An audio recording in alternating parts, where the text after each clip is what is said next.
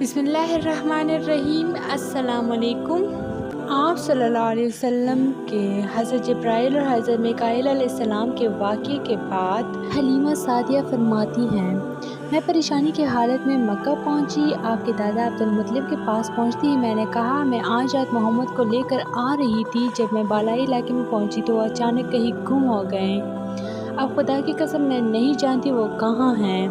अब्दुल मुत्तलिब ये सुनकर फ़ौरन काबा के पास खड़े हो गए। उन्होंने आपके मिल जाने के लिए दुआ की, फिर आपकी तलाश में रवाना हुए। उनके साथ वर्का बिन नौफल भी थे। गर्ज दोनों तलाश करते करते तहामा की वादी में पहुँचे। एक दरख्त के नीचे उन्हें एक लड़का खड़ा नज़र आया। उस दरख्त की शाखें बहुत घनी थीं। अब्दुल मुत्तलिब ने पूछा, लड़के तुम कौन हो? हुज़ूर सल्लल्लाहु अलैहि वसल्लम चूँकि उस वक्त तक कद निकाल चुके थे इसलिए अब्दुल मुत्तलिब पहचान ना सके। आपका कद तेज़ी से बढ़ रहा था। जवाब में आपने फरमाया, मैं मोहम्मद बिन अब्दुल्ला बिन अब्दुल मुत्तलिब हूँ। ये सुनकर अब्दुल मुत्तलिब बोले, तुम पर मेरी जान कुर्बान, मैं ही तुम्हारा दादा अब्दुल मुत्तलिब हूँ। फिर उन्होंने आपको उठाकर सीने से लगाया और रोने लगे। आपको घोड़े पर अपने आगे बिठाया और मक्का की तरफ चले। घर आकर उन्होंने बकरियां और गायें ज़िबा की और मक्के वालों की दावत की। आपके मिल जाने के बाद हज़रत हलीमा सादिया हज़रत आमना के पास आईं तो उन्होंने पूछा, हलीमा अब आप बच्चे को क्यों ले आईं? आपकी तो ख्वाहिश थी कि अभी आपके पास और रहें। उन्होंने जवाब दिया, ये अब बड़े हो गए हैं और अल्लाह की कसम मैं अपनी ज़िम्मेदारी पूरी कर चुकी हूँ। मैं खौफ महसूस करती रहती हूँ कहीं इन्हें कोई हादसा ना पेश आ जाए, लिहाजा इन्हें आपके सपुर्द करती हूँ। हज़रत आमना को ये जवाब सुनकर हैरत हुई। बोली, मुझे सच सच बताओ माजरा क्या है? तब उन्होंने सारा हाल कह सुनाया। हलीमा सादिया ने दरअसल कई अजीब व गरीब वाक़यात देखे थे। उन वाक़यात की वजह से वो बहुत परेशान हो गई थी। फिर सीने मुबारक चाक किए जाने वाले वाक़या पेश आया तो वो आपको फौरी तौर पर वापस करने पर मजबूर हुई। वो चंद वाक़यात हज़रत हलीमा रज़ियल्लाहु तआला अन्हा इस तरह बयान करती हैं। एक मरतबा यहूदियों की एक जमात मेरे पास से गुजरी। ये लोग आसमानी किताब तौरात को मानने का दावा करते थे।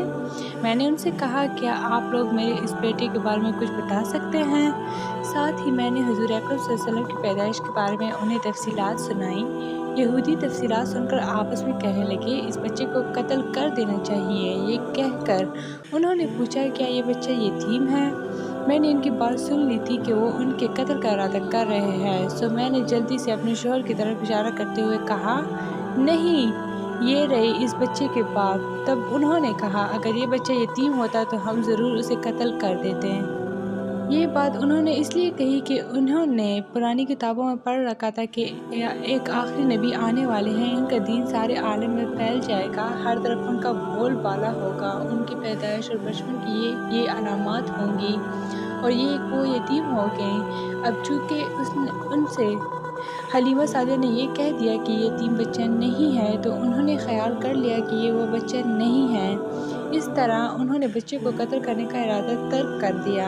इसी तरह एक बाजार में एक नजूमी था। लोग उसके पास अपने बच्चों को लेकर आते थे। वो बच्चों को देखकर उनकी किस्मत के बारे में अंदाजे लगाता था। हलीमा सादिया उसके नज़दीक से गुजरी तो नजूमी की नज़र हुज़ूर अकरम सल्लल्लाहु अलैहि वसल्लम पर पड़ी। नजूमी को आप सल्लल्लाहु अलैहि वसल्लम की मोहर नबूवत नज़र आ गई। साथ ही आप सल्लल्लाहु अलैहि वसल्लम की आंखों की ख़ास सुर्खी उसने देख ली। वो चिल्ला उठा, ए अरब के लोगों, इस लड़के को कत्ल कर दो। ये यकीनन तुम्हारे दीन के मानने वालों को कत्ल करेगा, तुम्हारे बुतों को तोड़ेगा और तुम पर गालिब आएगा। इन वाक़यात में जो सबसे अहम वाक़या है वो सीना मुबारक चाक करने वाला था। रवायत से ये बात साबित है कि आप सल्लल्लाहु अलैहि वसल्लम के सीने मुबारक पर सिलाई के निशानात मौजूद थे। इस वाक़े के बाद हलीमा सादिया और उनके खावंद ने फ़ैसला किया कि अब बच्चों को अपने पास नहीं रखना चाहिए। जब हज़रत हलीमा सादिया ने आप सल्लल्लाहु अलैहि वसल्लम को हज़रत आमना के हवाले किया, उस वक्त आप सल्लल्लाहु अलैहि वसल्लम की उम्र 4 साल थी। एक रवायत ये मिलती है कि उस वक्त उमर शरीफ 5 साल थी। एक तीसरी रवायत के मुताबिक उमर मुबारक 6 साल हो चुकी थी। जब हलीमा सादिया ने आप सल्लल्लाहु अलैहि वसल्लम को हज़रत आमना के हवाले किया तो उसके कुछ दिनों बाद हज़रत आमना इंतकाल कर गई। वालिदा का साया भी सर से उठ गया। हज़रत आमना की वफ़ात मक्का और मदीना के दरमियान अबवा के मकाम पर हुई। आपको यही दफन किया गया। آپ صلی اللہ علیہ وسلم کی والدہ آپ صلی اللہ علیہ وسلم کو لے کر اپنے میکے مدینہ منورہ گئیں۔ آپ صلی اللہ علیہ وسلم کے ساتھ ایمن بھی تھی۔ ایمن کہتی ہیں ایک دن مدینہ کے 2 یہودی میرے پاس آئے اور بولے ذرا محمد کو ہمارے سامنے لاؤ، ہم انہیں دیکھنا چاہتے ہیں۔ وہ آپ صلی اللہ علیہ وسلم کو ان کے سامنے لے آئیں۔ انہوں نے اچھی طرح دیکھا، پھر ایک نے اپنے ساتھی سے کہا یہ اس امت کا نبی ہے اور یہ شہر ان کی ہجرت گاہ ہے، یہاں زبردست جنگ ہوگی، قیدی پکڑے جائیں گے۔ آپ صلی اللہ علیہ وسلم کی والدہ کو یہودیوں کی اس بات کا پتہ چلا تو آپ ڈر گئیں اور آپ صلی اللہ علیہ وسلم کو لے کر مکہ کی طرف روانہ ہوئیں، مگر راستے ہی میں ابواں کے مقام پر وفات پا گئی۔ حضرت آمنہ کے انتقال کے 5 دن بعد ایمن آپ کو لے کر مکہ پہنچی۔ آپ کو عبد المطلب کے حوالے کیا۔ آپ کے یتیم ہو جانے کا انہیں اتنا صدمہ تھا کہ بیٹی کی وفات پر بھی اتنا نہیں ہوا تھا۔ عبد المطلب کے لیے کعبہ کے سائے میں ایک قالین بچھایا جاتا تھا، وہ اس پر بیٹھا کرتے تھے۔ ان کا احترام اس قدر تھا کہ کوئی اور اس قالین پر بیٹھتا نہیں تھا۔ چنانچہ ان کے بیٹے اور قریش کے سردار اس قالین کے چاروں طرف بیٹھتے تھے، لیکن رسول اللہ صلی اللہ علیہ وسلم وہاں تشریف لاتے تو سیدھے اس قالین پر جا بیٹھتے۔ اس وقت آپ ایک تندرست لڑکے تھے، آپ کی عمر 9 سال کے قریب ہو چلی تھی۔ آپ کے چچا عبد المطلب کے ادب کی وجہ سے آپ کو اس قالین سے ہٹانا چاہتے تو عبد المطلب کہتے میرے بیٹے کو چھوڑ دو، اللہ کی قسم یہ بہت شان والا ہے۔ پھر وہ آپ کو محبت سے اس فرش پر بٹھاتے، آپ کی کمر پر شفقت سے ہاتھ پھیرتے، آپ کی باتیں سن کر حد درجے خوش ہوتے رہتے۔ کبھی وہ دوسروں سے کہتے میرے بیٹے کو یہیں بیٹھنے دو، اسے خود بھی احساس ہے کہ اس کی بڑی شان ہے اور میری آرزو ہے یہ اتنا بلند مرتبہ اور رتبہ پائے جو کسی عرب کو اس سے پہلے حاصل نہ ہوا ہو اور نہ بعد میں کسی کو حاصل ہو سکے۔ ایک بار انہوں نے یہ الفاظ کہیں میرے بیٹے کو چھوڑ دو، اس کے مزاج میں طبعی طور بلندی ہے، اس کی شان نرالی ہوگی۔ یہاں تک کہ عمر کے آخری حصے میں حضرت عبد المطلب کی آنکھیں جواب دی گئی تھی، آپ نابینا ہو گئے تھے۔ ایسی حالت میں ایک روز وہ اس قالین پر بیٹھے تھے کہ آپ تشریف لے آئے اور سیدھے اس قالین پر جا پہنچے۔ ایک شخص نے آپ کو قالین سے کھینچ لیا، اس پر آپ رونے لگے۔ آپ کے رونے کی آواز سن کر عبد المطلب بے چین ہوئے اور بولے میرا بیٹا کیوں رو رہا ہے؟ آپ کے قالین پر بیٹھنا چاہتا ہے، ہم نے اسے قالین سے اتار دیا ہے۔ یہ سن کر عبد المطلب نے کہا میرے بیٹے کو قالین پر ہی بٹھا دو، یہ اپنا رتبہ پہچانتا ہے۔ میری دعا ہے کہ یہ اس رتبے کو پہنچے جو اس سے پہلے کسی عرب کو نہ ملا ہو، اس کے بعد کسی کو نہ ملے۔ اس کے بعد پھر کسی نے آپ کو قالین پر بیٹھنے سے نہیں روکا۔ عبد المطلب کی آپ سے محبت کا یہ عالم تھا کہ کانا کانے بیٹھتے تھے تو کہتے میرے بیٹے کو لے آؤ۔ آپ تشریف لاتے تو عبد المطلب آپ کو اپنے پاس بٹھاتے، آپ کو اپنے ساتھ کھلاتے۔ عبد المطلب کی بیوی کا نام رقیہ بنت ابو سیفی تھا۔ وہ کہتی ہیں قریش کئی سال سے سخت قحط سالی کا شکار تھے، بارشیں بالکل بند تھیں، سب لوگ پریشان تھے۔ اسی زمانے میں نے ایک خواب دیکھا، کوئی شخص خواب میں کہہ رہا تھا اے قریش کے لوگوں، تم میں سے ایک نبی ظاہر ہونے والا ہے، اس کے ظہور کا وقت آ گیا ہے، اس کے ذریعے تمہیں زندگی ملے گی، یعنی خوب بارشیں ہوں گی، سرسبزی اور شادابی ہوگی۔ تم اپنے لوگوں میں سے ایک ایسا شخص تلاش کرو جو لمبے قد کا ہو، گورے رنگ کا ہو، اس کی پلکیں گھنی ہوں۔ وہ شخص اپنی تمام اولاد کے ساتھ نکلے اور تم میں سے ہر خاندان کا ایک آدمی نکلے، سب پاک صاف ہو اور خوشبو لگائے اور حجر اسود کو بوسہ دے، پھر سب جبل ابو قیس پر چڑھ جائیں۔ پھر وہ شخص جس کا حلیہ بتایا گیا ہے آگے بڑھے اور بارش کی دعا مانگے اور تم سب آمین کہو تو بارش ہو جائے گی۔ صبح ہوئی تو انہوں نے اپنا یہ خواب قریش سے بیان کیا۔ انہوں نے ان نشانیوں کو تلاش کیا تو سب کی سب نشانیاں انہیں عبد المطلب میں مل گئیں۔ چنانچہ سب ان کے پاس جمع ہوئے، ہر خاندان سے ایک ایک آدمی آیا، ان سب نے شرائط پوری کی۔ اس کے بعد سب ابو قیس پہاڑ پر چڑھ گئے، ان میں نبی کریم صلی اللہ علیہ وسلم بھی تھے، آپ اس وقت 9 عمر تھے۔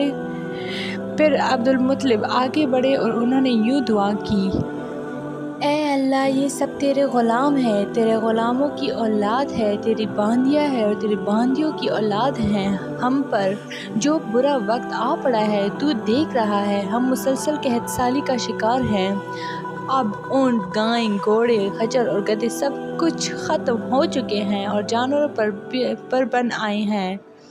اس لیے ہماری یہ خشک سالی ختم فرما دیں، ہمیں زندگی اور سرسبزی اور شادابی عطا فرما دیں۔ ابھی یہ دعا مانگ ہی رہے تھے کہ بارش شروع ہو گئی، وادیاں پانی سے بھر گئیں، لیکن اس بارش میں ایک بہت عجیب بات ہوئی، اور وہ عجیب بات یہ تھی کہ قریش کو یہ سیرابی ضرور حاصل ہوئی، مگر یہ بارش قبیلہ قیس اور قبیلہ مضر کی قریبی بستیوں میں بالکل نہ ہوئی۔ اب لوگ بہت حیران ہوئے کہ یہ کیا بات ہوئی۔ ایک قبیلے میں بارش اور آس پاس کے سب قبیلے بارش سے محروم۔